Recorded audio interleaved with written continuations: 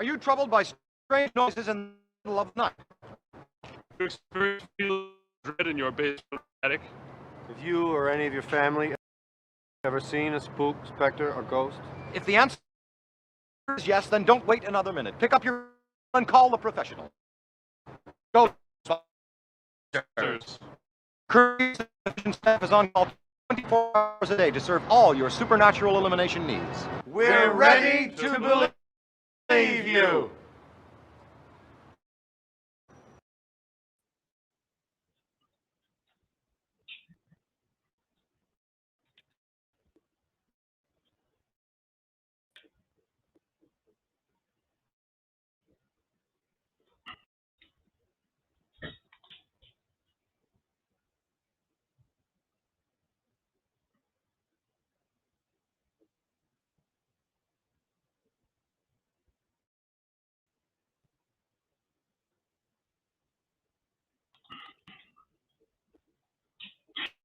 Hey, good afternoon, guys. Man, we are having all sort of internet issues right now. My computer's really running slow. I don't think it's the computer that's running slow. Actually, it's past computer, but I honestly think that it is the internet.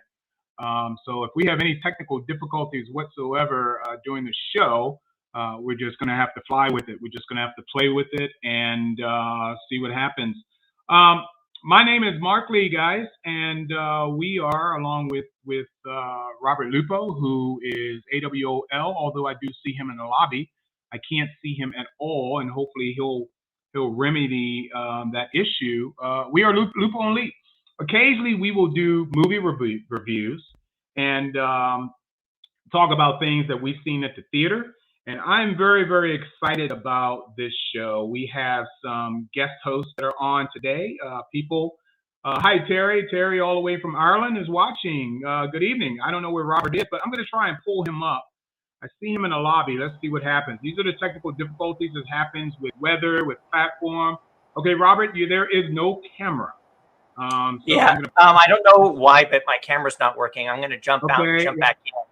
Yeah, okay, why don't you jump out, jump back in, and we'll see in a little bit. Okay. So anyway, we're going to have a pretty feisty discussion. As I can see, my response time is very slow as well with the camera. I'm sitting here trying to test things to see what's going on. But we have a lot to talk about, and we're just going to go ahead and get right into it. I'm going to let you guys, I'm going to bring these guys up front. Now, typically during our reviews, Lupo and Lee, both of us will go ahead and discuss what we had seen, and then we give a score. We will do that, and then we're going to go ahead and bring up our guest hosts, and we have two of them, hopefully three of them, that will be on with us this evening. This is such an important experience for all of us that, you know, I did get other invitations from other people and couldn't bring them on because the show would have been just too top heavy. But if you are in our chat room, I'm sorry, guys. If you are in our chat room, you are able to be able to comment.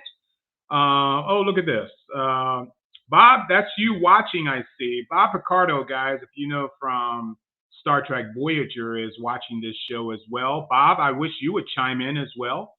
Tell us what you thought about the movie. Pat, I see you there. Joe, who is down at Disney 23, down at Walt Disney Studios right now. I met up with him for lunch yesterday. I want him to chime in as well because I understand he may have seen the first 2 episodes of Hawkeye last night, or that might be tonight. I don't know, but we will see. But a lot's been happening down at Disney 23. Once again, my name is Marc B. Lee, and I do a number of shows here with the NBL Entertainment Group. One of these shows we do occasionally, like I said before, is called Lupo and Lee, and it's basically a review on shows that we have seen that we enjoy so much that we need to talk about it afterwards. I want to really warn people, if you have not seen this movie yet, you do not want to be here, okay? This is a heavy spoiler. Now, I do write spoiler-free reviews. I do write spoiler-free reviews on Facebook, but when we get to our review show, Lupo and Lee, it's, you know, all hands out. We're going to talk about everything. It's spoiler like crazy. So if you want to discuss the movie in our chat room, you can. And like I have been doing, we can go ahead and put your comments up on the screen, much like this. And yes, Bob would be a great guest for future shows, but he's in LA. I don't think that dude can get up that early. Bob, we're show out shows at 9 a.m. If you want to be a guest on classic cartoons that we do on Saturday morning cartoon shows, you're more than welcome, dude. But we start at 9 a.m. over here on the East Coast, man. Good to hear and see with you. I don't know where my co-host is, Lupo, but let me go ahead and bring up Marc Reed. Hey. Marc, I called you Reed, man. How you doing, brother? Oh, I'm good. How about you? I am absolutely excellent. What I want to ask you right now before we get rolling on this is I don't want you to talk about the movie in detail. I want to get your impression of what you think, or how did you feel about the movie after you walked out of it, okay? Without giving us any spoilers yet, I want to wait and give Lupo a chance to pop in so we can go ahead and discuss it. So many feels, bottom line, right there. And I may even have shed a tear or two. So I've just walked out. Just two? Come on, dude. I know. There definitely is. I had this wow factor the whole time. It was just, I'm blown away. More than exceeded expectations in every aspect. I agree. So, like I said, without giving any spoilers yet, and I see our other co-host has shown up in the lobby right now, and I'll bring those two up shortly. On a scale of 1 to 10, what would you give this movie? Boy, I almost gave it a 10, but I'm going to say like 9.8. You know, it's so close for me. Okay. I'm not going to tell my score yet. I'll wait until Robert gets on, but 9.8 is pretty high. My high realm for movies is from 8 to 10. If any movie out there hits 8 to 10, that means it was superb. One of the things I dislike immensely about movies is if I can predict the script, if I can predict the line, if you're saying something so cliche that I can't believe you actually put it in the movie, then the movie has actually failed because there was no creativity in the writer's room when they decide, oh, this will be a funny line. You know, come on, dude, you're trying to give us entertainment. You're trying to show us things we've never seen before. And when you start quoting dialogue that I have with my coworkers at my office, then why am I even here? Why did I pay money to come and hear the same dialogue I can go to my office and hear? Be creative, be original, be imaginative. And that was all of it. Yeah, all of it in this movie. As much, and a lot of people who know me, and there are a lot of you that know me well when it comes to movies, I listen well. I'm a stickler for creative work. This blew me, and it was conversation between children, okay? And the conversation was so brilliant. The writing was so brilliant. The comebacks were so brilliant that I was gobsmacked. I almost missed like the next scene or the next piece of dialogue because I'm just basking in what it is I just heard. And there is Robert. So let me drop you for a minute, Marc, and get back to you, okay? All right, and here is my co-host. Hey, I'm sorry about that. My computer just freaked out and wasn't allowing the camera to work, so. Things happen. Don't worry about it. Ladies and gentlemen, Robert Lupo. This is my co-host for LUPO and LEE. So we're going to get right into it because we have people down in the lobby waiting to get out on screen to talk. But for right now, it's you and I who are going to discuss this movie before we go ahead and just open the floodgates. Because there is a lot of... You're such a nerd. You're such a damn nerd. Get a life, Robert. Get a life. No. Okay. Ghostbusters Afterlife. Let me tell people that, at least for myself, and I assume you did too, back in 1980, what was this, 86 maybe, when this movie came out? I'm bad. I'm sorry. My bad on that. Okay, 1984, which I think was actually the same year as Back to the Future. My God, what a great decade for movies. Okay, what is just an absolute great decade for movies, because not only did we have Back to the Future, which knocked our socks off, but we had, you know, Ghostbusters. And I didn't know what this Ghostbusters thing is. A lot of people know that I'm not a horror fan. I don't want to go to horror movies. I can't take it, okay, whatever. But I saw who the actors were, you know, during the trailers originally when we're sitting in the theaters back in the 80s. We're seeing the trailer for a new movie called Ghostbusters comes out. Oh, Dan Aykroyd. Yeah, okay, I know that guy. Oh, look, who else is there? Yeah. Oh, my God, it's a Saturday Night Live cast there. Okay, I'm going to check this out. Thus, I did. I checked this out. And I'm going to let you go first and I want you to give me your impressions of this movie. And everyone who is watching right now, and welcome everyone who's watching right now. You do know this is a spoiler-heavy topic.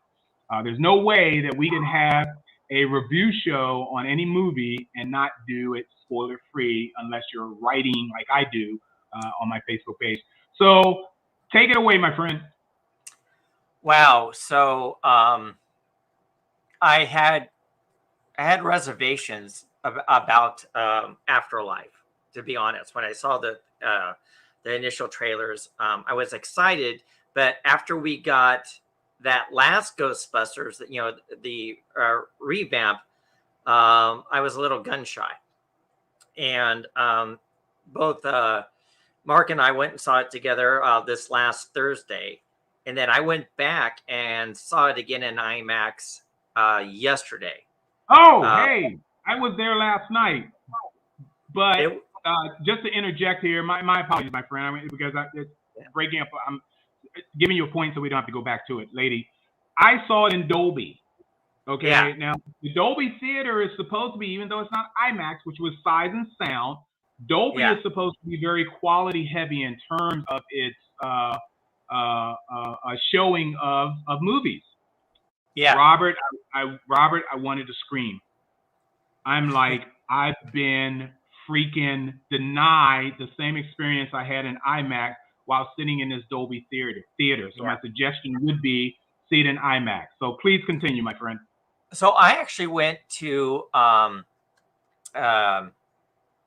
City Walk, Universal City Walk, and I saw it at the Cinemark there, and I saw it in their IMAX UV or whatever it is, which is supposed to be this ultimate video and sound. And it was fantastic, absolutely fantastic. Really, better than where we both saw it at IMAX at Altamont, right?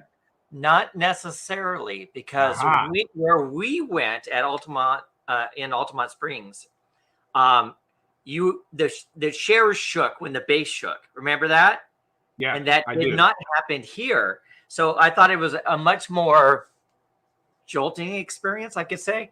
It was good. I liked where we watched it before, much better. Oh, good. So I had specific expectations on this film, and I was like, I didn't know what to expect.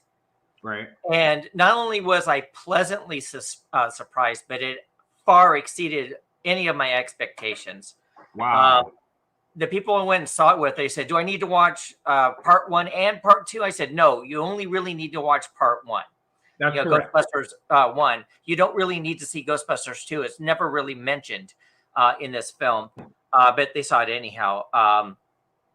This, to me, was an honest sequel to the first film. I thought Ghostbusters 2 was okay. It didn't meet up to Ghostbusters 1 standards, in my opinion. This absolutely was a proper sequel. And like, I looked around and there was people, you know what part I'm talking about when I'm saying people were crying. I do. Yes, I do.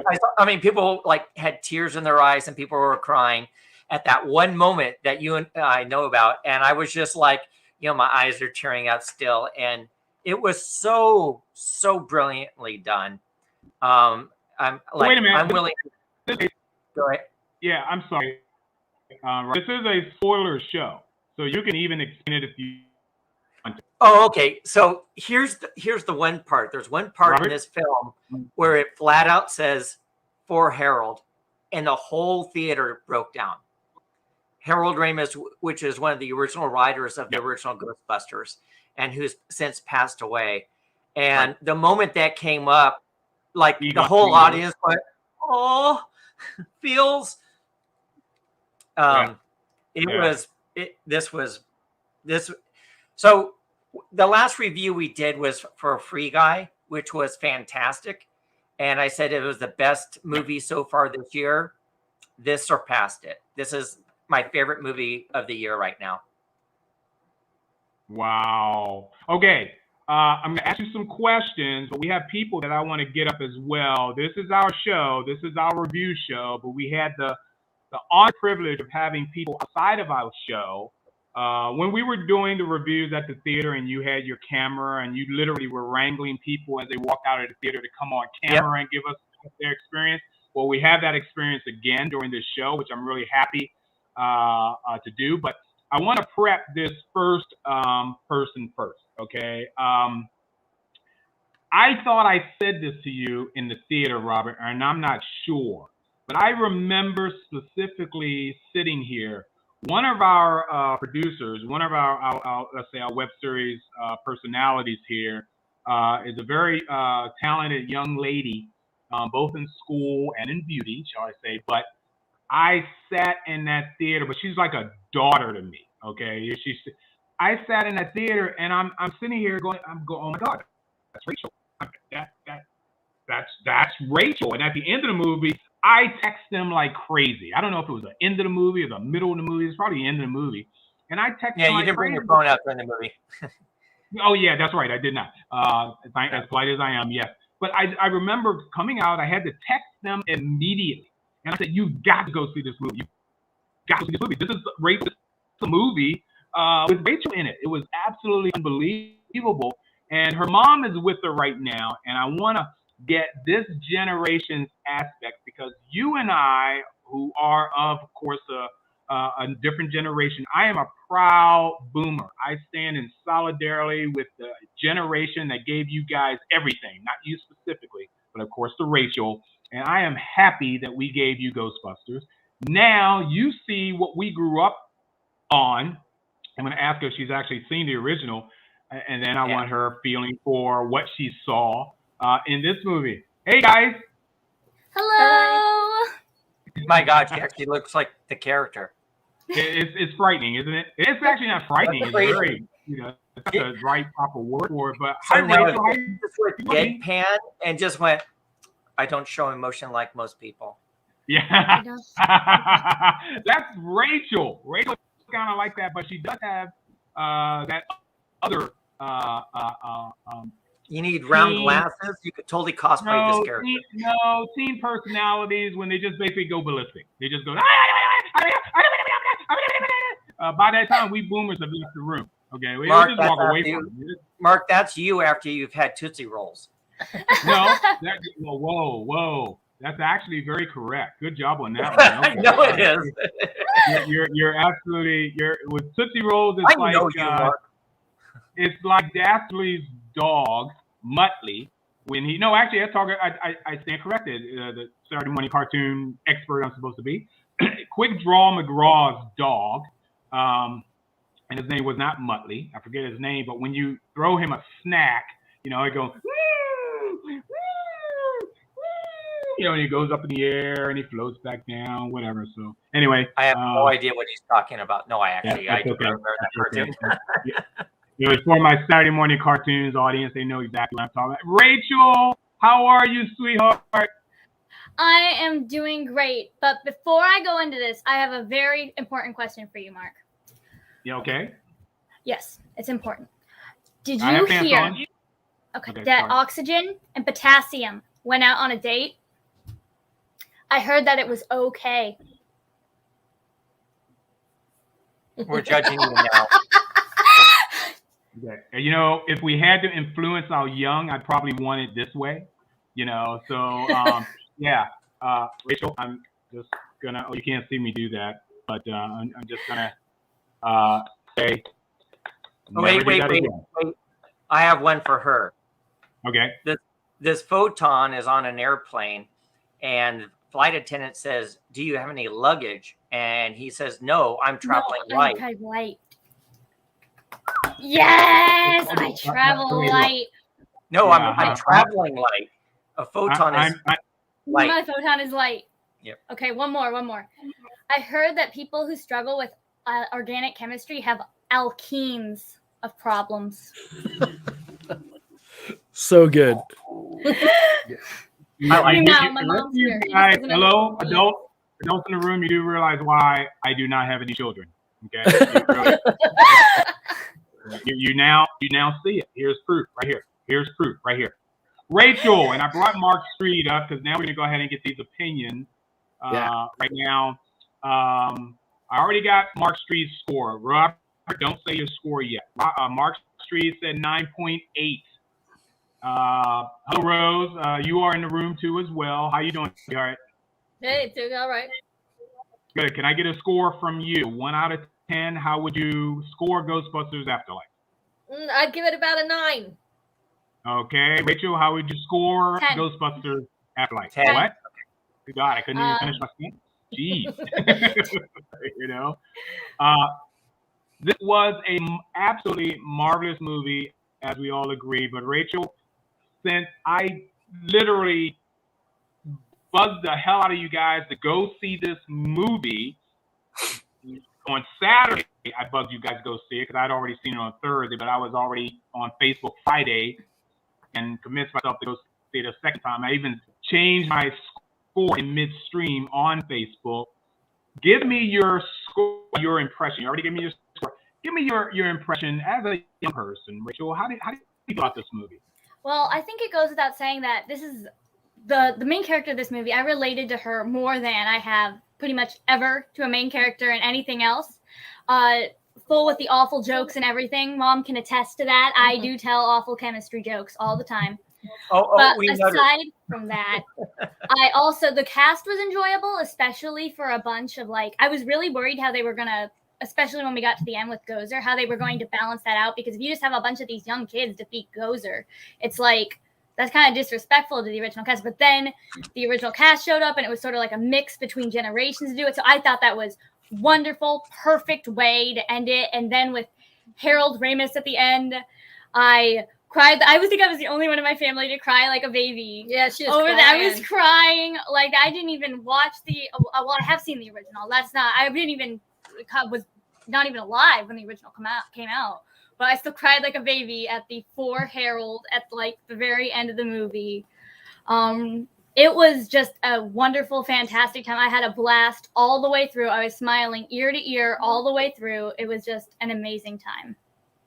Oh my God. Hey, Mark, I see you there too.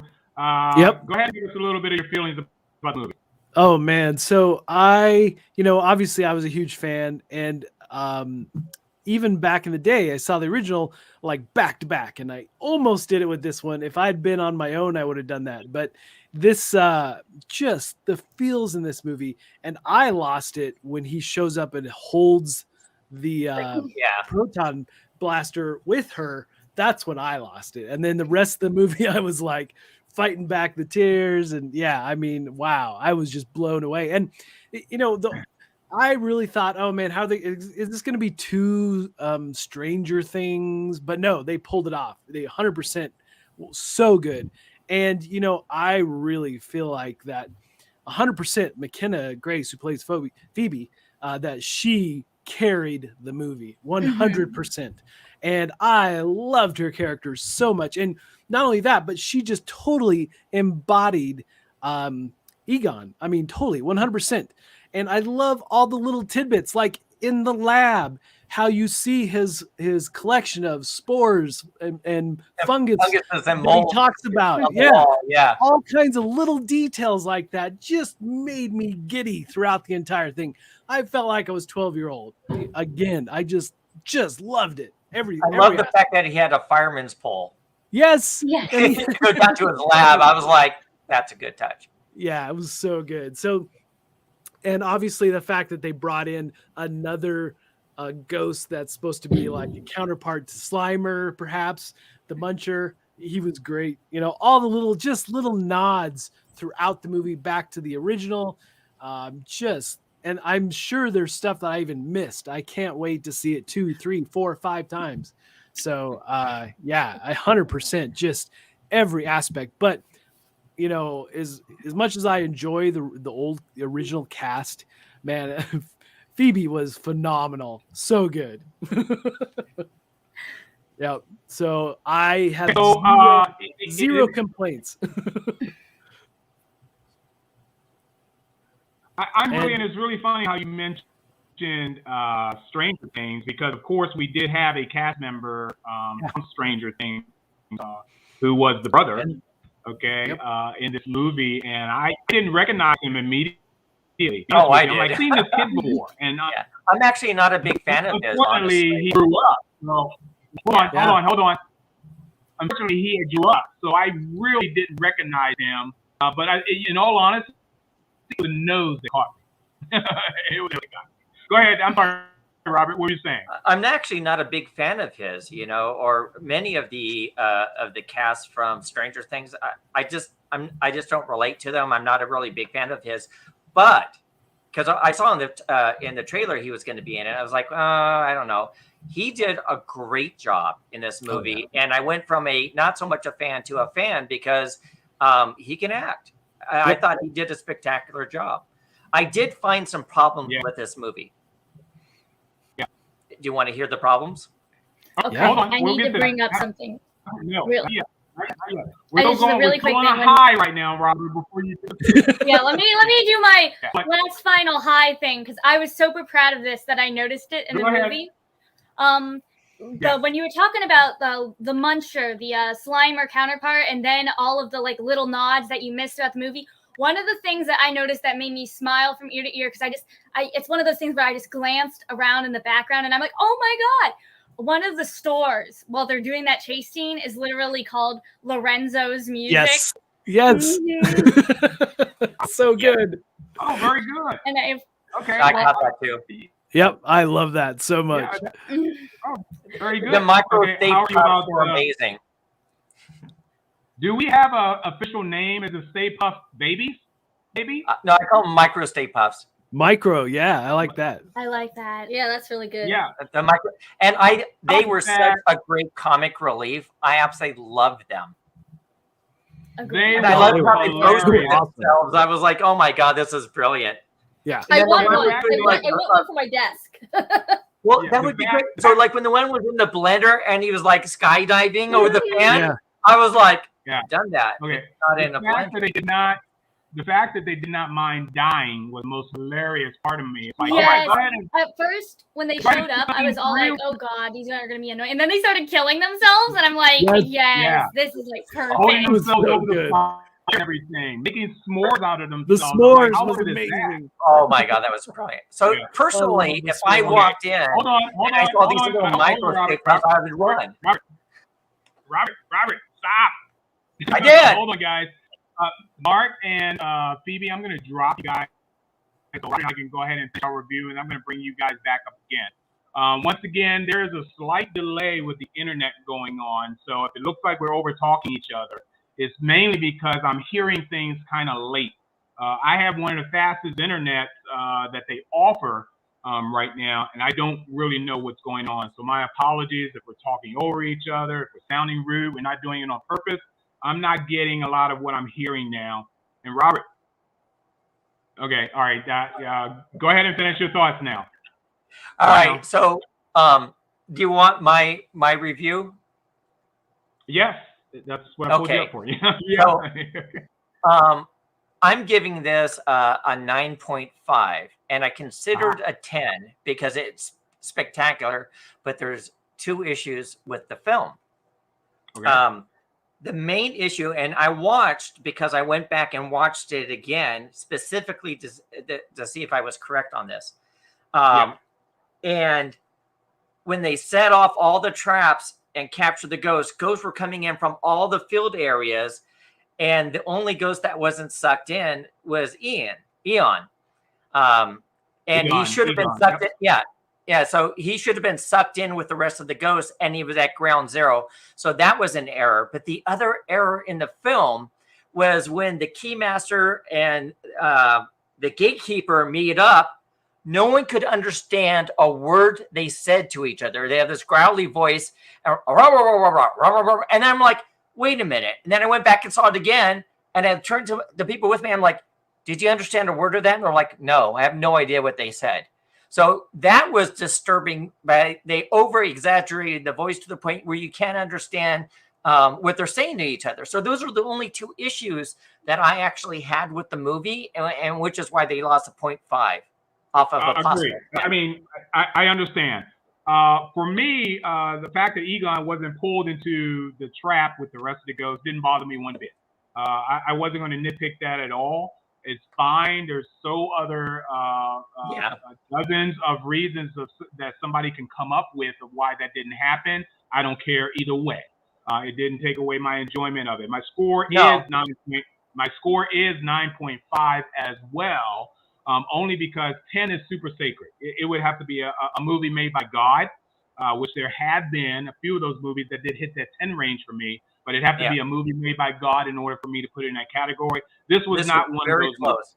movies. It was 9.5 is fine with me. So the other questions we normally ask during this show, Robert, when we do our reviews was, what are the other questions we ask other than being owned? Would you own this movie? That's one. In a heartbeat. I mean, not only am I going to own it, I'll get it in an extended cut and I'll get it in 4K. This was really, really good. And most movies, honestly, like I bought Free Guy, and I've only watched it one more time since we saw it in the theater, and I never went back to the theater to watch it again. This one, I went back to the theater to watch it again within 2 days, and I'm considering going back and watching it one more time. It was that good. And it totally qualifies as my favorite movie of the year, but we have several movies coming up. So by the end of the year, I'll have to see if it holds that record. Okay, let me ask you about these guys. And I'm going to do a side-by-side. Well, actually, it's in the same photo. Who would, on the Afterlife team, would you actually consider a Ghostbuster without saying all of them? Because obviously, Rudd was not a Ghostbuster. Would you consider my favorite character in this movie, which stand by, I actually had him queued up, and I'm kind of losing my mouse here. This was my favorite character in the entire movie, guys. On the right. Podcast. On the right, yes. Podcast.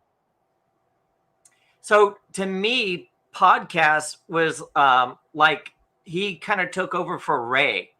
Because Ray always had the latest information about what they were facing, and Podcast always had that information. Definitely it classifies, free roaming vapor, and so I really liked his character, and I thought he was kind of like a younger version of Dan Aykroyd's character Ray. Right. I liked him a lot, but I would not consider him well. You know what? I think he's earning his proton pack. Okay, but I don't know if he's quite got it yet. Let me ask the other generation in the room, Phoebe Stingler, yes, you, Phoebe. How did you feel about Podcast? What can you give us any insight on about him? Loved Podcast.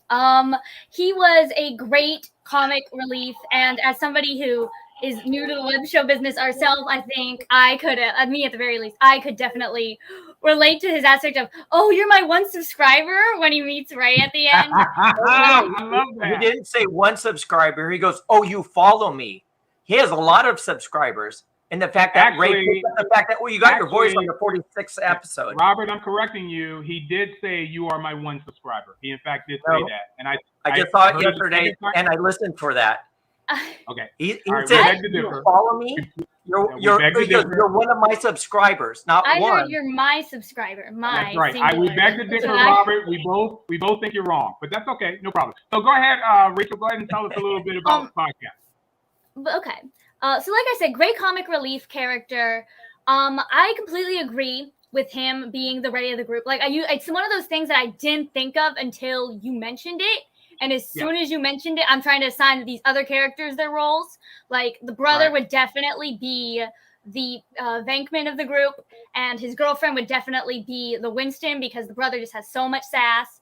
And the girl, she's like the heart. She's like the let's get this stuff done. She's like the voice of reason. So I'm like doing this all in my head, all this mental math. as soon as he said that with Ray, back to Podcast, great comic relief. And I would have to disagree with you about the Ghostbuster part. Sure, he did not catch a ghost, let's say like Phoebe, but he was the one controlling the trap, and I'm going to give him his junior Ghostbuster badge, right? Well, there. that's where I corrected myself, and I said, well, I think he's kind of earned his, his proton pack, but he's not quite there yet. But honestly, between all of them, aside from Phoebe, he was the one who's the closest to a Ghostbuster than any of the other ones. You have the driver and then someone else, but he was the most knowledgeable about the ghost and what's going on. And I immediately caught on. I'm like, oh my God, he's like a reincarnate of Ray, you know, because Ray wasn't in there yet, but Ray is running the occult store. But Ray is always like, well, I'll look it up in this and I'll look it up in that. And, you know, this is, you know, he's like, I found out here's this map. And so when you look at the first Ghostbusters, it's Ray that comes up with all the research and knowledge. And that's what podcast was doing, is like, people are like, oh, what is it? He goes, oh, it's this and that and that. I'm like, oh my God, he's Ray. You know, and I really like Mark. How did you feel about the characters in terms of their side by side? Yeah, you know, I would have to agree 100% with 100% with podcast. Yeah. I mean, he not only comic relief, right? But I feel like podcast was also, because he was so knowledgeable, I loved everything was just so matter of fact for him. Well, yeah, of course. You know, everything was like that for him. And he's like, why are you surprised? You know, I loved his reaction to all the things that were happening and just his engagement there. It was fantastic. So he definitely, and they really did pair all the kids well with who their counterparts were and so forth. So fantastic. No complaints there. And the thing about Egon not being sucked in the trap, 100% that he set up the traps. He knew the dead zones. He knew where to be. So you could totally explain that away. Ghost him from he can totally explain that. I totally, you're outnumbered, Robert. Robert, you're outnumbered. Okay. I just saw something in the picture. You know how you can actually prove that podcast is Ray? Yeah. After the battle, he was covered in marshmallow. And if you watch the first film, it's Ray that's completely covered in marshmallow. And I didn't realize that when we just saw the pictures. I'm like, Ray was the one, and he insisted in the film that he be completely lathered in it. And everybody else is like just a little bit here and there, and Ray is just doused in marshmallow. So good. So when I just remembered that when I saw that picture, I'm like, oh, he was so Ray. Yep. Yeah. Okay. So how did you guys feel about them? And believe it or not, this movie was filmed, I think, in 2018. Yeah. Anybody know? Sure, because I'm off on the numbers. Okay, in 2018. I'm pretty sure it was 2018. Yeah. Yeah. And COVID had delayed the release of it, and then of course these kids grew up along the way. I was looking at some interviews. A few of them just showed up on, I think it was Jimmy Kimmel's show. No, it was the old Johnny Carson. I don't even remember his name anymore. He was on Fallon. And it's like, holy mackerel, is that the same girl? Yeah. You know, and let's add the mom in the room here, and this is going to go to you, Rose. Hi, Rose. Hello. How did you feel about the movie? You saw the original as well, and let me say this first. Rachel, did you see the original at all? Yes, I saw it in my preschool. Played it all the time. They weren't a very good preschool, but they played Muppets. I love that. That's so good. Yeah, sort of like in the film where Paul Rudd is playing those kind of movies. Sure. Yeah. Yeah, excuse me while I corrupt your mind here for a minute. I got some size and graphic maps to look at. So, how did you feel about the movie? Question? What? Huh? I said, can I ask a question to everybody? Sure. All right. So here's the question for everybody. Would you say wait till it comes out, or would you say go and see it in a theater? Go see it in theater. Yeah. And this is the first movie we've seen since COVID. Rose, go ahead and answer my question. I asked you. How did you feel about the movie as a mom, and any other things you can give us? Well, as a mom, I thought it was a really good movie. I mean, she's awkward because I'm gonna give you guys a little. I'm gonna expose her real quick. She's a little awkward because she did not like the first one. She did not like the original Ghostbusters, but she liked this one. You didn't like the original?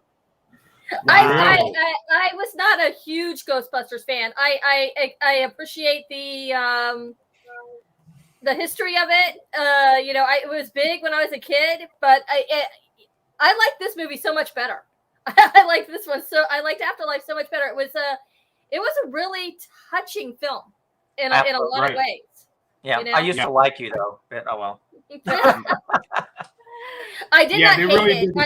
It's just comedy is not my big forte, but I like this movie so much better. I just love this film.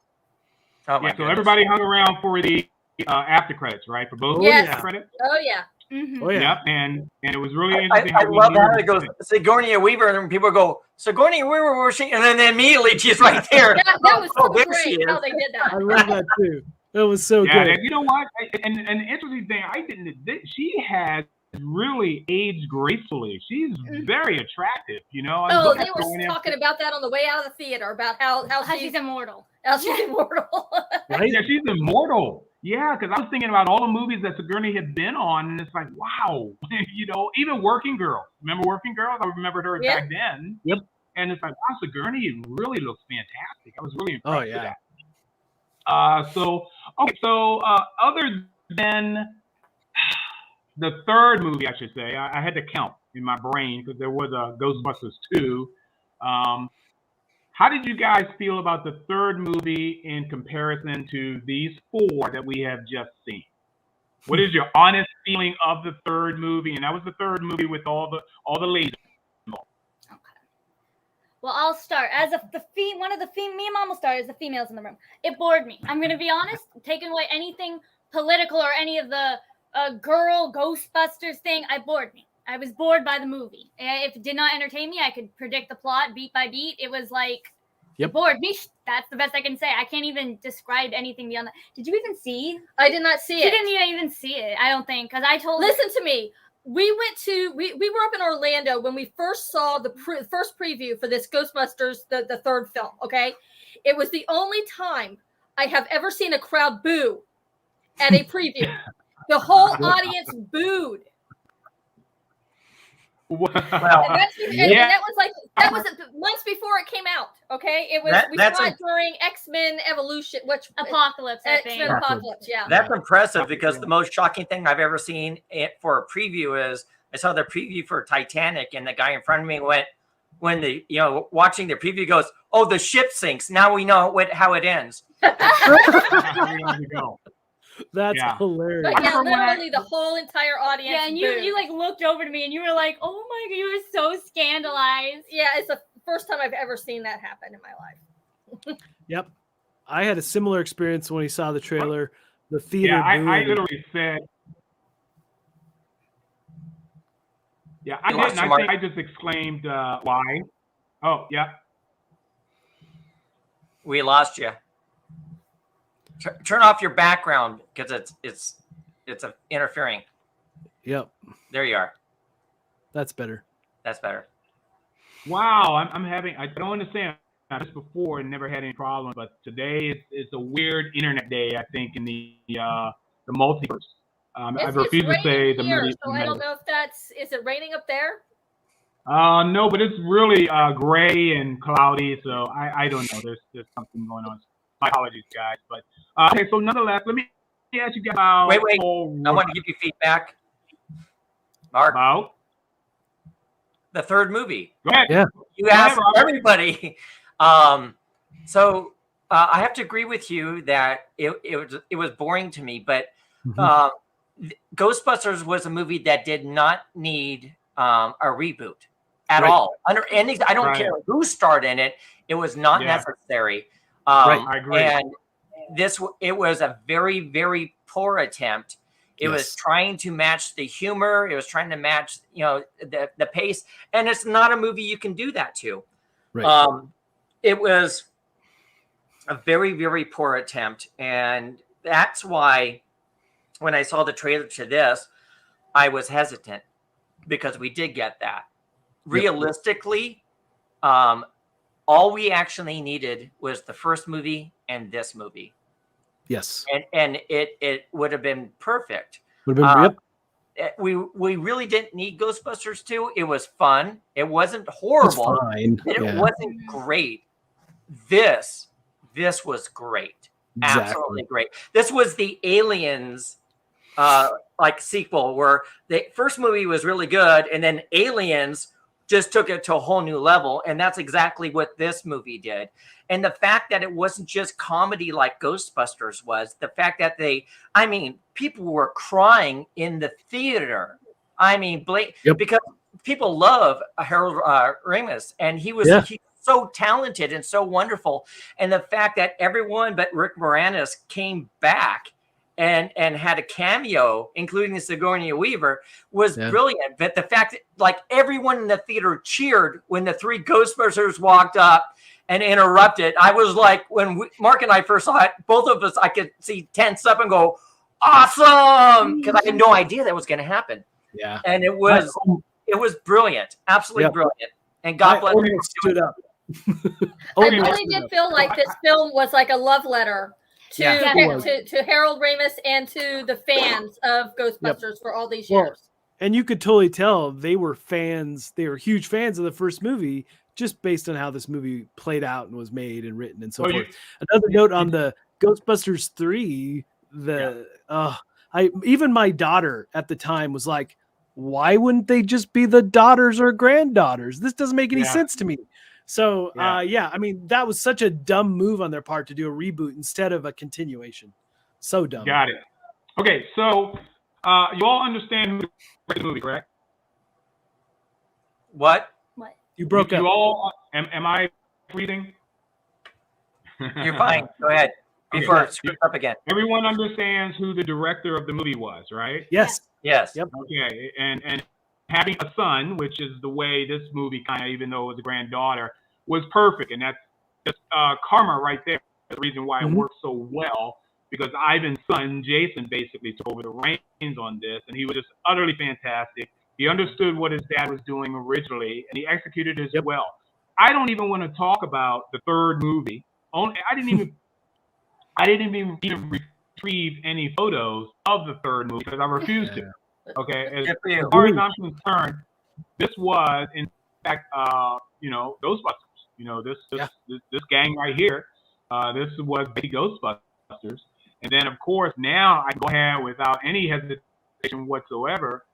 Basically add the new crew to it, and that is my Ghostbusters history. It's almost as if knocking something out of. I'm trying to think of a movie where the remake or the sequel just didn't stand up to the original. I refuse to get into any Star Wars related movies because I just liked all of the Star Wars movies, regardless of how bad any of them were. It still stood up in canon. Okay, so. We're all doing good. I don't see anyone in my chat room right now. Okay, so Terry's still there. Terry said, "Ooh, come on, computer. As much heat as the Ghostbusters movie from a few years back gets, it kind of feels like we wouldn't have gotten this without that." Interesting. I totally disagree. Completely disagree because this movie was written specifically as a tribute. Yeah. And the other Ghostbusters had conflict about doing another Ghostbusters movie until they saw this script.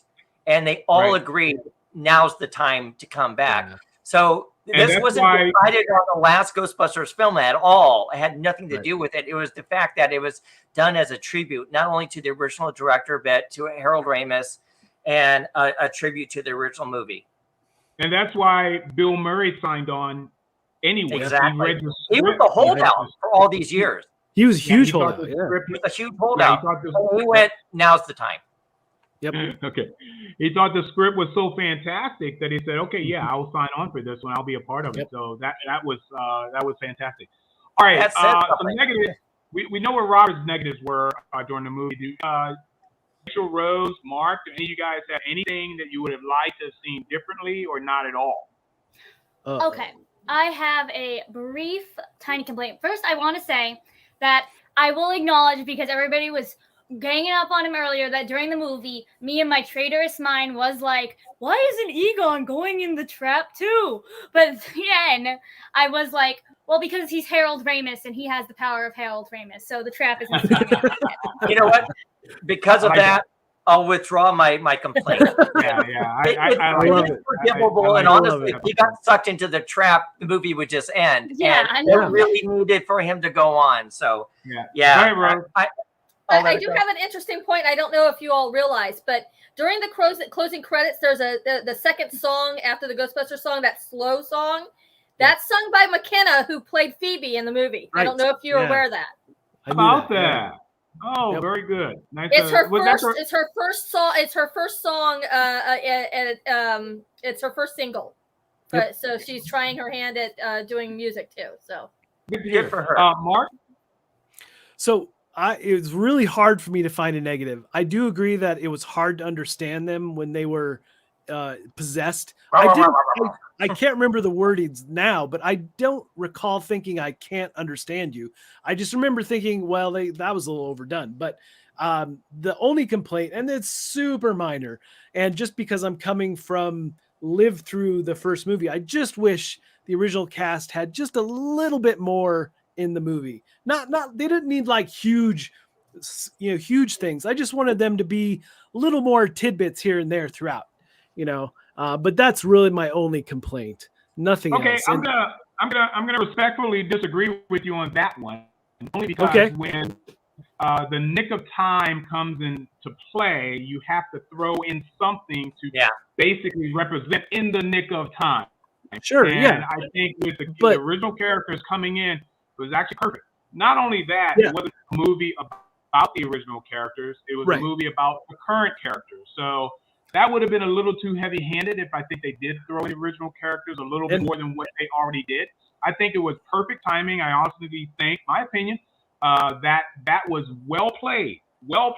And when Ramis grabbed the wand with his granddaughter, that was a Harry Potter moment, ladies and gentlemen. That made me cry too.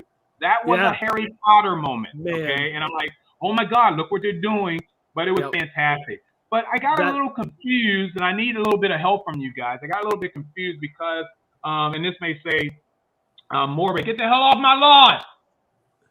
It's a flock of those white egret birds that are all over my lawn right now feeding. Anyway, so I got a little confused. I honestly tried to figure out, well, with Harold Ramis, how did they do that? So I'm asking you guys, the knowledgeable ones here, because I didn't take the time to look it up. When, where, how was Harold Ramis around for this filming? He wasn't. He's been dead for years. It was CGI like they did with Carrie Fisher. Carrie Fisher, same kind of thing. Movie. Yeah, it's basically the CGI over an actor. Yep. Right. Yeah, like what they did in Rogue One. Yes, exactly. And I thought that same thing. I'm like, but it was seamless. It was so technology. Yeah, look at the first Ghostbusters at the special effects, and look at today's Ghostbusters special effects. Day and night difference. What I liked about it was it that they didn't allow him to speak, because I'm sure there was not any viable dialogue around to make it look or sound convincing that it wasn't CGI. So, and I'm glad they did it. I'm glad they did.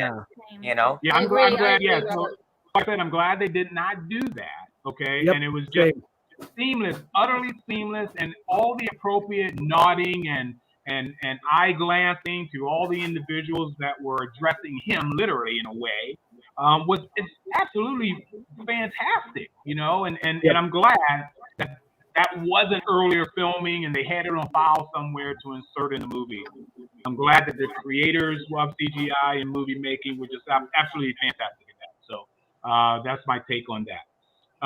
So wow, I don't know what more we can talk about other than just I know what we can talk about. The fact that, and ask me what the character who became the millionaire or billionaire, maybe they didn't really say. What was his character's name? Wilson. Yeah, it's Wilson. Yeah, Wilson. Yeah, it was Wilson. I thought I was getting my movies mixed up. I said, no, that's Winston, another one. actually. Winston. Okay, good. Yeah. It was a W. Winston. Yes. Let me remind me, and I'm just forgetting. I don't remember. Did he actually become the mechanic for that vehicle in the first movie? No, that was Ray. Ray was the mechanic. That was Ray. Okay, because he just really loved the vehicle. I don't even know what the hearse or whatever you want to call the ambulance. He just really loved the vehicle. But I like that part where he's rich enough because he was obviously paying on Ray's bookstore as well, right? Yeah. But he's rich enough to say, let me take this car back and fix it up, clean it up, whatever. So here's and he bought the firehouse. The firehouse too, yeah, which is interesting. So here's my question, guys. Based on, was that the final end credit scene based on the final end credit scene, are you expecting a sequel to this? Damn straight. Absolutely. Yeah. Yeah. 100%. There better be. And your reasons for that, so we don't leave our audience in suspense? The whole end credit scenes really emphasized a continuation. Yeah. There was no reason for him to fix it up. And he flat out said, if everything I've done and run a business, I'm always a Ghostbuster. Yep. And so, okay, I love that answer. That's great, but that's not what I'm touching on. Anybody else may know what I'm touching on. And so I feel like the containment unit at the end, the very, very last scene with the containment unit is I can't stop being anything but a setup. Yeah, you know, the last time that light went off, it erupted all the ghosts. Yeah, that's so correct. Something that's correct. That's what I'm saying. Yeah. So, can you see these guys basically taking on Ghosts of New York City? Not again, first time. Maybe. Okay, and understanding that the original cast of Ghostbusters, obviously, remember when what's his name said, "Hey, welcome to the team," or "Thank you guys for whatever." Are we getting the impression that Ghostbusters are still in existence with the original members? Anybody? You kind of broke up, Mark. Yeah. You. Did I? Yeah. Are we under the assumption that the original Ghostbusters are still operating? Oh. I don't think so. I don't think so. Because no. I don't think you're going to get Bill Murray to come back again. He held out all this time, and he only came back because of this one script.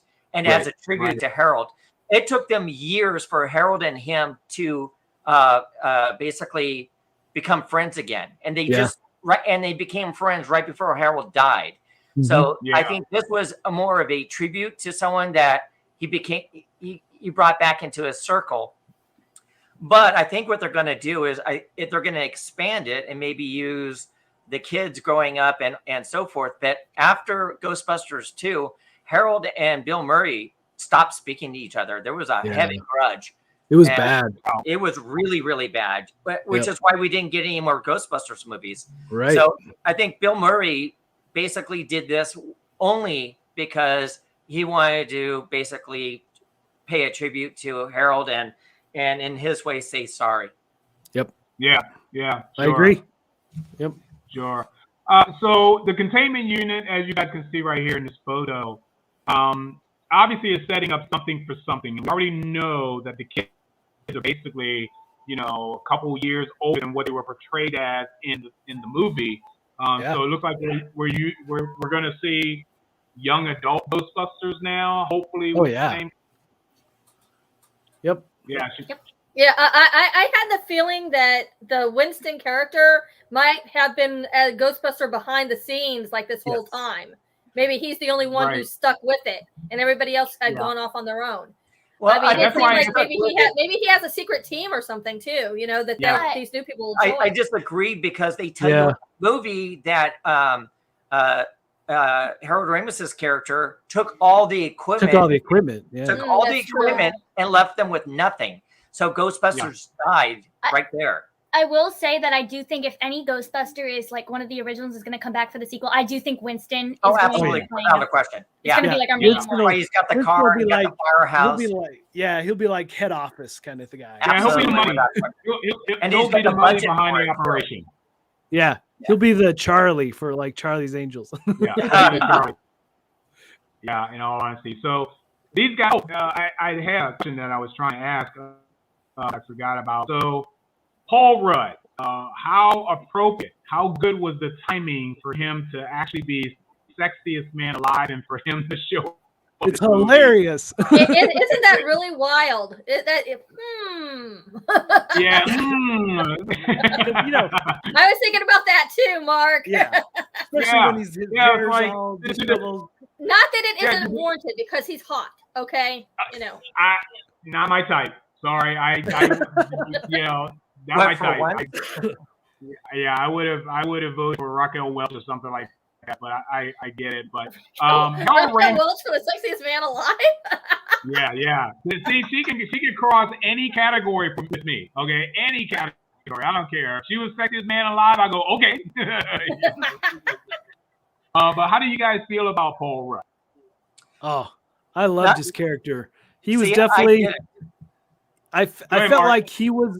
Sorry, I felt like he was the character that was the fans. Like he could have been a character any of the fans could have played. Like he was just there to be like, yeah, I'm totally here. You know, I loved it so much. Yeah, go ahead, Robert. I felt that his character fell short. I think he was trying to be the Rick Moranis, and nobody could be Rick. He didn't. The thing with Rick Moranis, though, Rick Moranis kind of he was more of a little bit creepy stalkerish, and they didn't do that with well, no, they didn't. But if you were matching characters, he would be the closest one because he did. Only because he got possessed, though. But I mean, that's so here's my. The character wasn't as strong as all the other characters. Okay, here's my take on this. Okay. In the original Ghostbusters, you had two people who were outside of the Ghostbusters, other than the secretary, and I forget her name. But that was Sigourney and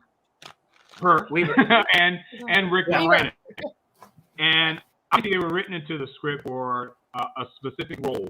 Okay, gatekeeper and keymaster. Who in Afterlife would you have picked if Paul Rudd wasn't written into the storyline as being gatekeeper and keymaster? Anybody else? Honestly, when you take into account what the keymaster and gatekeeper do to summon ghosts, nothing else would have really, considering the majority of the other actors are children. And yeah, I agree. So that was my thought is, okay, well, they're written into this movie specifically for those roles. It wasn't necessary for the mom to have quote unquote love interest. By the way, that mom was hot to me. Oh my gosh, she was so pretty. She was so cute. But anyway, so it was Mark. I'm okay. Mark. All right. But honestly, I think that hey, Mark, look, Tootsie Rolls. Stop it. So I'm not break up with it. Anyways, so honestly, I think that those roles were written mainly to have keymaster. Those are needed to have those two quote unquote dogs in this scenario. So who are we going to make the dogs for this film? Hey, why don't we write in a school? And that was summer school, wasn't it? By the way? Yeah, summer school. Yeah. Yep. That was summer school. Man, that's so bad. Yep. Let me watch Cujo. I loved the fact that he's showing those movies. Obviously shows that he doesn't want to be there either. I love it. Yeah. You know that was so typical though of summer school teachers. Mm-hmm. And my French teacher used to show all kinds of movies that were not French related. You know, it's typical one of those typical teachers who don't want to be there. You know. Yeah. What did you go on a buying spree, Robert? You even bought the cat. Nice. This is Binks. The other thing I liked about Paul Rudd was the fact that he could have easily been written or even stolen the show, and that I'm just going to be this side character. Just don't pay much attention to me over here. So I like that he's this awesome supporting and trying to get the mom to be excited about science. I love that part. Yeah, and their love story was very cute. I have to a little disagree with you. I will say, as somebody who's had a lot of awkward romances, myself, that when they were on the date, really, Mom's going, what? Yeah, tell us more. Why have I not seen that? I love it. I didn't really feel like their relationship was exactly like, I don't know. I don't want to say good. That's not a good word to use, but like. They didn't have a lot, like as much chemistry as I would have wanted. Sure, but it was first date, though. It was a first date. It was a first date. I know. He slept with her on after their first date. What type of woman is that? My God. Well, he went out. He got the first date. Okay, he got the first date. He took her out to dinner, had her out to dinner, and as we can see towards the end, that's going to grow. Unfortunately, he was possessed when he went for the home run. Or as podcast said, I think it was Third Base podcast. Yeah. Wow. Podcast, is that what has to happen to people? They have to be possessed by something before both couples can agree? I mean, wow. I mean, did we put away Gozer? Did we really need to do that? I mean, right? No doubt. But yeah, so there's so much in this movie that we've talked about so far, and we've all done our scores. Robert, what was your score again? 9.5. Mark, what was your score? 9.8. Rachel, what was your score? 10. Rose, what was your score? 9. 9. Yeah. So I mean, that's very, very high on the spectrum. Yeah, absolutely. And Robert, I'm happy you mentioned the fact that your IMAX experience, the second one, was different than your first IMAX experience. I went to see it in Dolby yesterday, but my first experience was IMAX experience. So it looks like the IMAX experience, you would get the better results out of this movie than you would if you watched it in digital, and now even Dolby. I was very, very disappointed watching it in Dolby. Actually, and if you're going to watch it on IMAX, go see it at the Altamont Springs Theater, because the IMAX there was so much better than Cinemark. Yeah, you were at Cinemark. Yeah. They have a freaking 5-story screen, and that was still bad? It wasn't the same audio experience that we got at Altamont Springs. The screen was massive. But so when you watch a giant screen, half the experience is the audio, and the audio did not match up like we got when we first saw it. My seat was shaking when we were sitting next to each other watching it, and you could feel like it coming through the seat, like when the earthquakes were happening. So for me, it was far better experience. That this was a 2-story screen, and that was fantastic, but the audio is really what makes it. Yeah. Oh, big time. I have to agree with you. I just wish they changed the seats out in my IMAX theater here, but other than that, the other thing about seeing it in like a modern theater with the sound now is that the proton packs sounded like they were on steroids, right? Oh, they my were God. so much more powerful. I loved it. I know.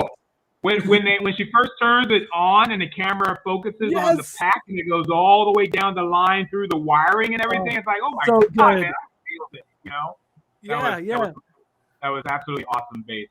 Oh, it was amazing. I loved it. So I'm glad we got you guys together for this.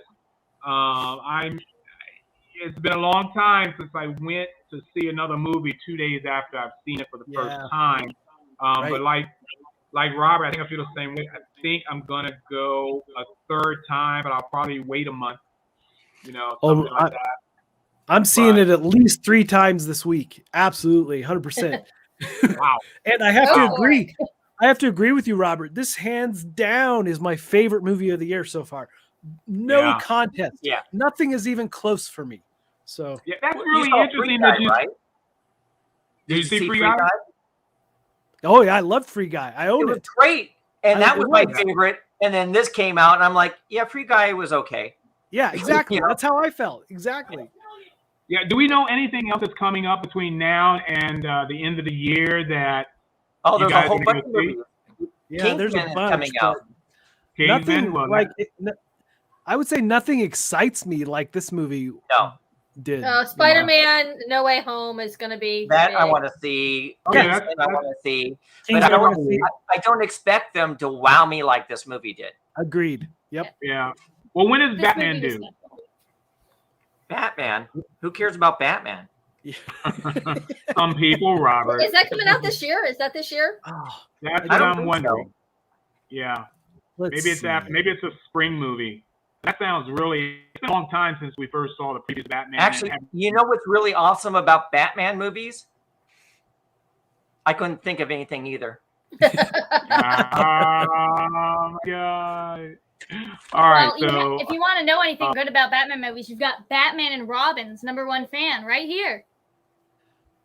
Okay, so Batman and Robin. Yeah, Batman. You heard right. Not Batman 1980s. Not Batman and Robin. And I love her for her awful opinions. George Clooney. Nipplegate. I like George Batman Clooney, and right? Robin. Okay, dear. Well, George Clooney. I like Yeah. Val I like- Kilmer personally. I like George Clooney as Bruce Wayne, but I didn't like him as Batman. I try not to think of Robin when I'm watching NCIS. Is it NCIS LA or Right. Los Angeles? Yeah, I think it's LA. He's Yeah, So the Batman movie is going to be March 4th of next year. okay. Okay. Wow, man. Oh well. So, you know. but I You think know that what? the I think I'm Matrix doing movie something comes that out before day, the end of the like year. taxes or something. There's a Yeah, I think Matrix Matrix movie? does. Yeah.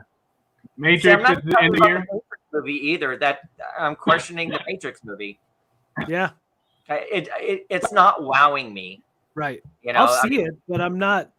Yeah.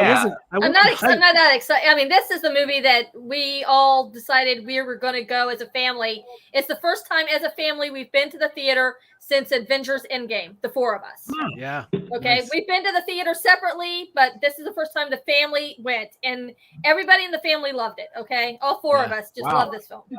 Very good. Very good. So that's Ghostbusters, guys. Of course, the original Ghostbusters emblem is right here, and wow, this is going on. And I do have to make an addendum because Rachel kind of put me on the spot earlier about the original Ghostbusters film.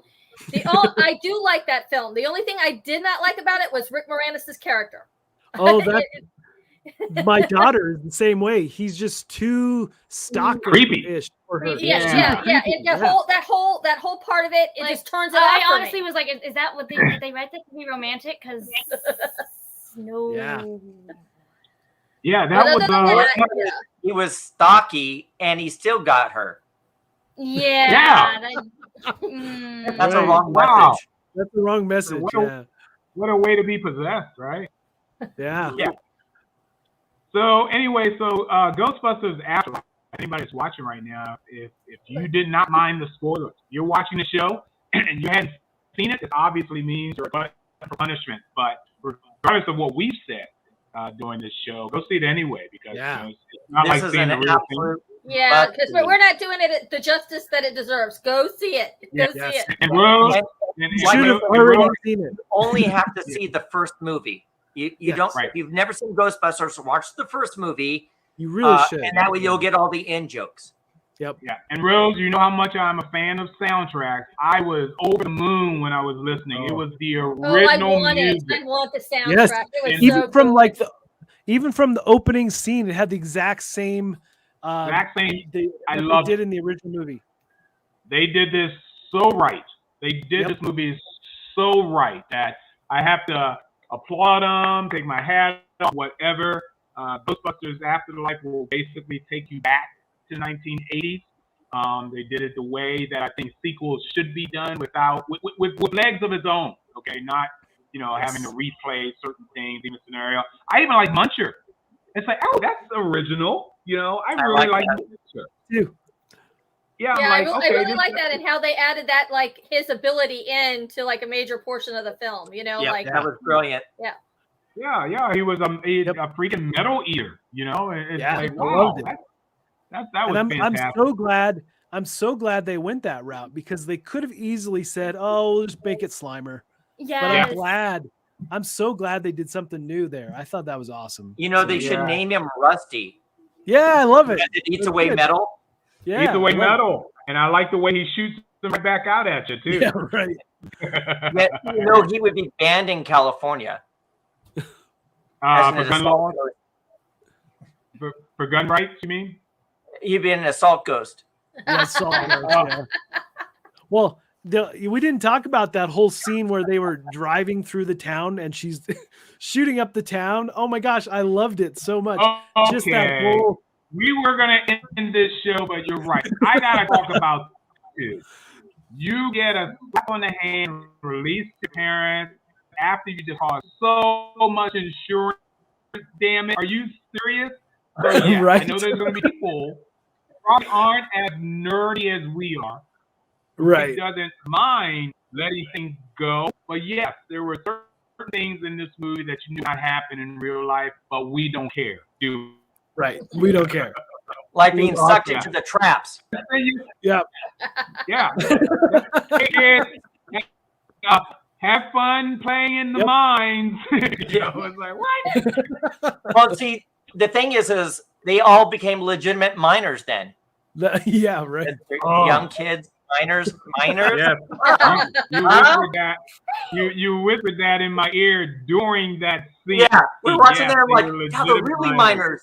and it just shook his head. I had this like jaw drop moment too when they saw the coffin and it was Evo, right? It was like, oh, no way. So I love that. Me too. I love how he goes, we could rule the world, squish. And I was like, oh my. That was amazing. That was that's actually the bloodiest thing I ever saw in a Ghostbusters movie. Yeah. Oh yeah, where was the blood in this movie? Right when there. He got disintegrated. Yeah. Well, she ripped him in half. Yeah, She ripped the and guy I was like, in oh, half. she don't play. Yeah, no kidding. We will rule the world, but you know, what can I say? This movie was fantastic. Anything else you guys want to talk about right into this? Anything else you noticed? So we only barely touched on the Sigourney scene. I mean, that scene is gold, right? Just the fact that Bill Murray finally gets shocked from all the things he was doing back in the day. I loved it. It was like payback. So we are assuming that those two are still a couple. But we haven't seen the son. The son should be, you know, and teenage, if not early 20s by this time. So we just see the son. I like seeing Dan Aykroyd. I like seeing Dan Aykroyd anywhere he pops up. You know, he plays so many. Yeah, he plays so many different roles. You know, it was really nice to see him doing that role. And Annie Potts. Somebody had made mention that Annie Potts has a very, very deep Southern accent, but she played a New York Jewish Bronx accent, you know, like a pro. And I forgot that when she was on Designing Women, that was a legitimate accent on her. She was in that role. But yeah, so I had such a high for Annie Potts. She's very, very attractive. Very, very cute. Yeah, she's awesome. Yeah, it was nice seeing her again. I liked her in Designing Women. I liked her character, and I love her as Janine. So it's great. Yeah, I was happy to see that second scene with her at the end because I was like, oh, they didn't have enough Annie, and then at the end, I'm like, they got to see her again. That was a cut out part of the original Ghostbusters that no one's ever seen before. No one's seen before. So that was it was an original Ghostbusters thing, and that was brilliant. I've never seen this scene before, and all of a sudden they start talking about coin, and I'm like, what coin? You know, and that's really just completed it. Yeah, that was perfect. That was a nice touch. That was brilliant. And the fact that she's holding her other coin, I was just like, stupid feels. Yeah. Well, it's a shame that we lost Harold Ramis. Hey guys, we have a lot of viewers that's been watching, but obviously no comments are coming through. I did not get any notices. Here's my friend Paul, and I'm going to read this. He just came from the movie. He said, I'm at the grocery store right now. So obviously I'm not watching the Ghostbusters AL show, which is out. But he said, but I just saw the film and I had two thoughts. First, it's a love letter to Harold Ramis. Second, I can't remember any scene in any movie hitting me in the heart like Egon joining the final battle did for Harold. Oh my God.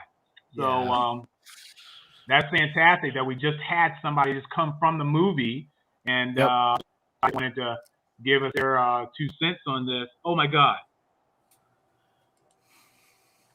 Oh, okay. All right. Somebody just posted a picture of McKenna Grace from Ghostbusters, but this is not, my buddy's at D23. And she is not at D23. This is an old shot of her from a Repop show. I guess the cast were. And in fact, I think I could do this. So stand by for a minute to share the shot real quick, and then we'll get out of Dodge here. My team is just football. Whoops. Oops. Come on. Wow, what is going on? This is the slowest I've ever this run. Unbelievable. Excuse me. Okay. Screen. All right, get ready for Rachel. I like you. You're just as beautiful. But what is? Let's see. There you go. There's a shot. Here's Phoebe, guys. Did it pop up? No. No, it's just. No, it's trying. Yeah, it's. I mean, yeah, it's buffering. It's doing Amazing. I think I can. I probably won't. Yeah. There it is. Yeah, something up with the internet. Anyway, there's she Phoebe, looks so no much longer older, young. man. Oh, it's so much older. I mean, Yeah. at least three years, you know. So yeah, that's kind of amazing. I don't know where he is now, but I suspect she's about 22, maybe 23. If that was a fair assessment, but how she's going to be in Afterlife 2, I don't know. She could. That's the part of her. Well, I at least think they said it a few years later, you know. oh man, I Right. just looked. I It agree. says here that she's 15. Wow. No. Wow. Are you serious? Yeah, I just looked it up. It says she's 15. She was born in 2006. Jeez. Holy mackerel! Wow. Well, you know, that's incredible. So I guess you can still, you know, Ghostbuster at any age at this point, but she's 15. Isn't that something? Yeah.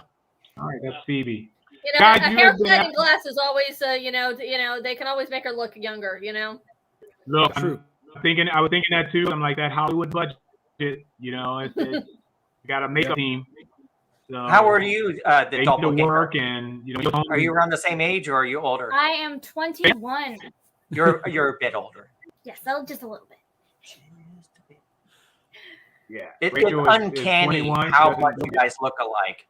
Yeah, I it's was awesome. surprised. Yeah. I didn't watch any You're of the like, trailers "Look, it's beforehand. me." As soon as she showed up on screen, I was like, yeah, I can see immediately why Mark was saying he thought of me during this Yeah. movie. Yeah, you know, here's the thing. Rachel does not like to watch trailers, okay? So she dipped out for the trailers before she came Good back for in. you.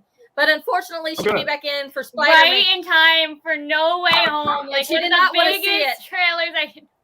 She did not want to see it. She did not want to be Did you- spoiled at all. Rachel, so did she you- does not like to be spoiled. Rachel, did you honestly have a reaction when you saw Phoebe for the first time on screen?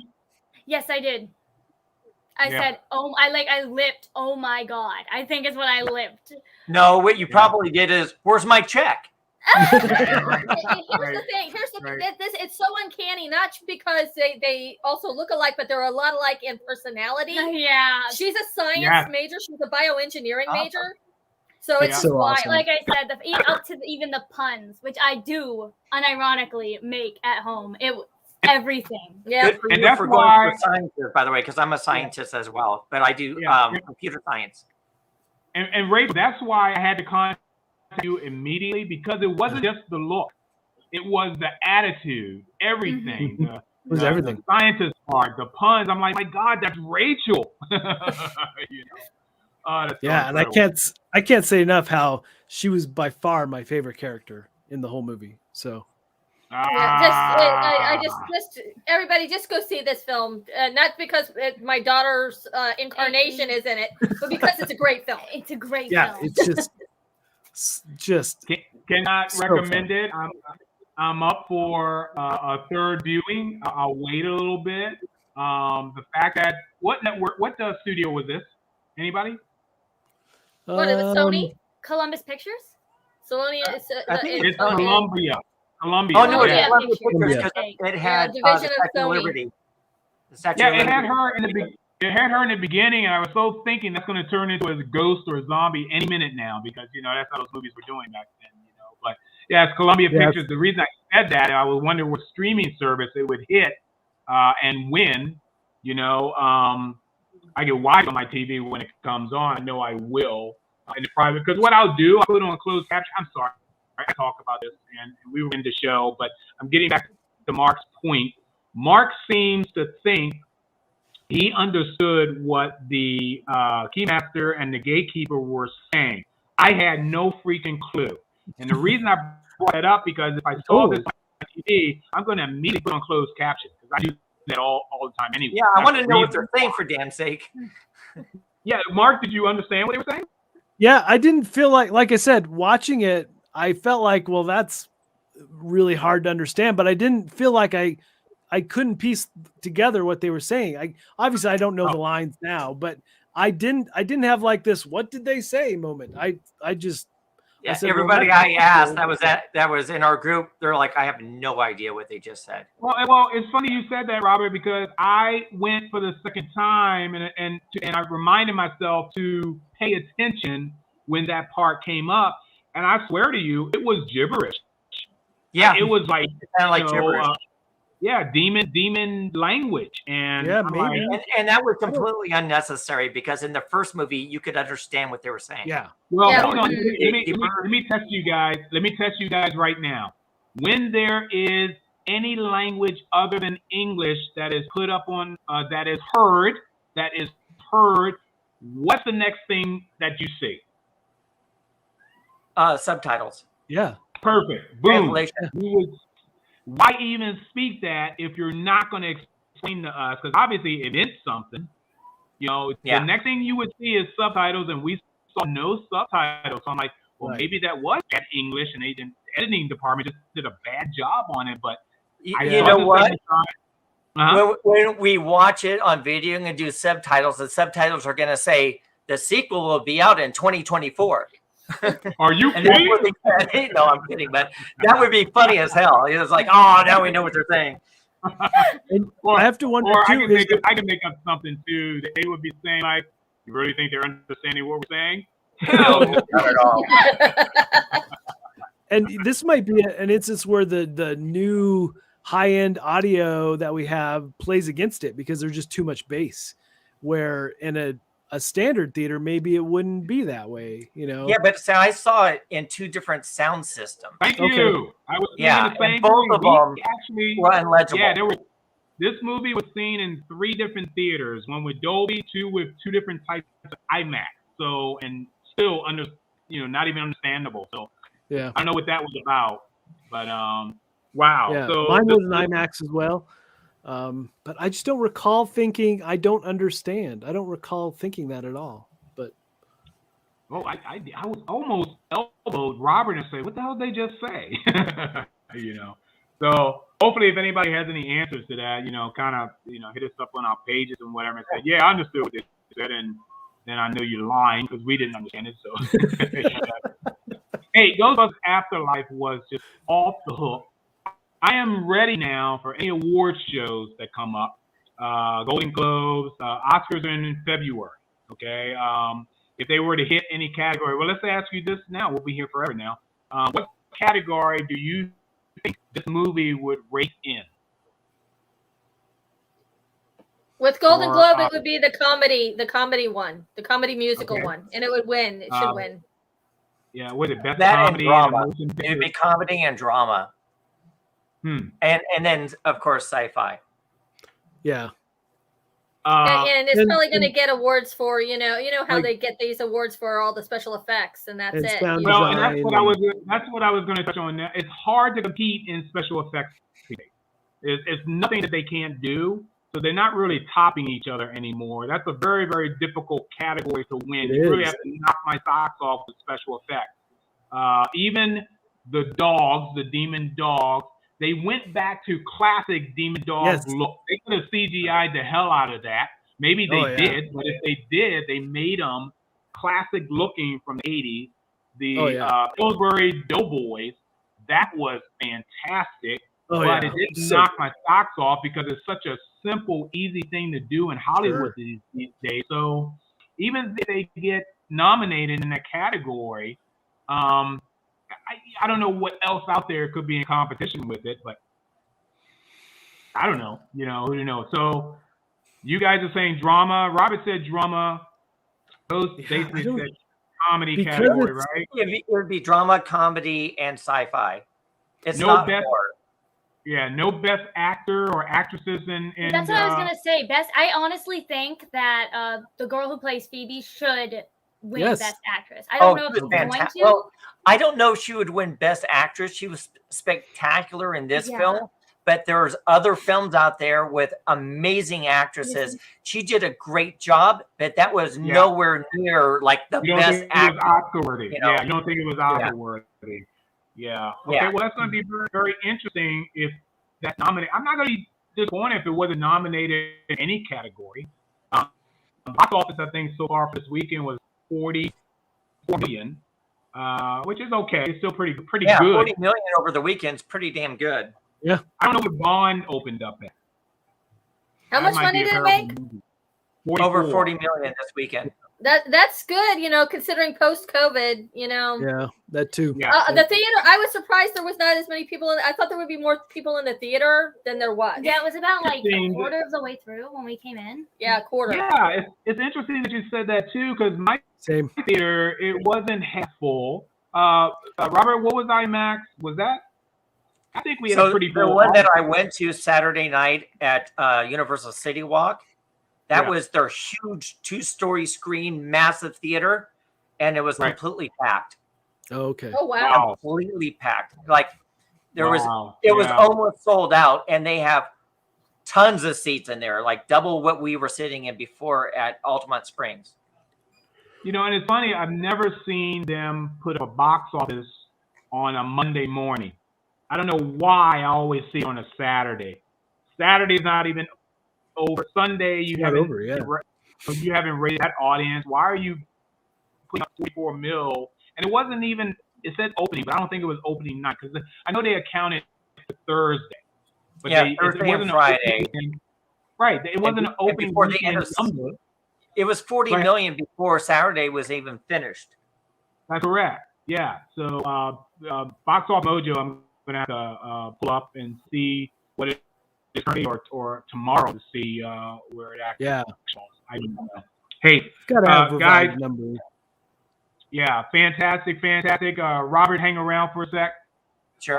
But thank all you guys for joining us. Yeah. We wanted to show you guys our feelings for Ghostbusters Afterlife, which I think is more, and it's really interesting how you could take a 4-year-old to this movie as long as they're quiet and they will enjoy it. I had an infant in my theater yesterday crying. So did I. And we had a caller who decided he wanted to talk about the movie throughout the movie, and we're like, we had a 3-year-old next to us who would not stop talking, and not only a 3-year-old, but a sick 3-year-old coughing and talking through the whole thing. Well, this is not my opinion, ladies and gentlemen. This is fact. Anybody who's listening out there, you are a horrible parent if you take an infant to a movie theater.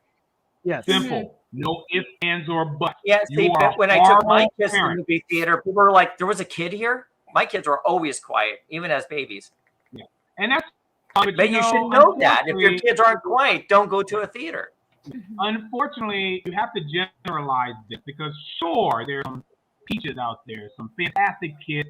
They'll sleep through the entire movie, but we don't know that. We don't know that when you come in. All we have to remember are the bad children that are in the theater. And of course, if there was a rule put into place, your good kids would fall under that rule of just no children under the age of 3 years old, period. So I'm sorry. They should not be in the theater, and just ruin it for the rest of us. I don't care how much you think you get a child quiet. No. No. It doesn't work. Totally. Once again, go see it. Yeah. Place. Go see it. Run, don't walk. Our Phoebe cosplayer is here with us today, and I really appreciate it. Although I like this Phoebe better than I like the one that's on screen, because I know this Phoebe. Appreciate it. Mark Street, Rachel Rosemary Rose, and Robert Lupo of Lupo and LEE, our film review. I don't know what we're doing next, but if we do something that we want to go check out, we will be back and give you our review. This was, in fact, a movie for me. Yeah, a movie for me that I wasn't that, whatever. Yeah, let's go see it. Who cares? It wasn't one of those, oh my God, Avengers. Oh yeah. Yeah, no. I was the same way. I wasn't super excited about it, but now I am. Yeah. Yeah, absolutely. It was a fantastic movie. It just got goosebumps in the ambulance. Turn those lights and sirens on. I wanted to just jump out of my seat and scream happy day, because look, baby, we are back in the 80s. Loved it. Yeah. Once again, thank you everybody for joining. I appreciate you putting up with any thoughts you may have. I'm on my phone right now. There's a hell of watching this, but they can't comment. I don't get that unless Nope, that didn't work either. Nonetheless, thank you guys. Appreciate it. We will see you guys Friday for our classic. No, we won't. It's Thanksgiving. No, we won't. It's Thanksgiving. So we have Thanksgiving off. We'll be back the weekend of December 3rd. December 3rd. I thought I just heard an echo. Okay, so we will see you guys after Thanksgiving. Enjoy your turkey. Get a couple pounds or don't. And just enjoy your time out with family after COVID. You finally get to see them face to face. Don't know if you wanted to, but you're going to do it anyway. So, Right. Mark, Rose, Rachel, Robert, thank you guys, Thanks. and ciao. Thank you.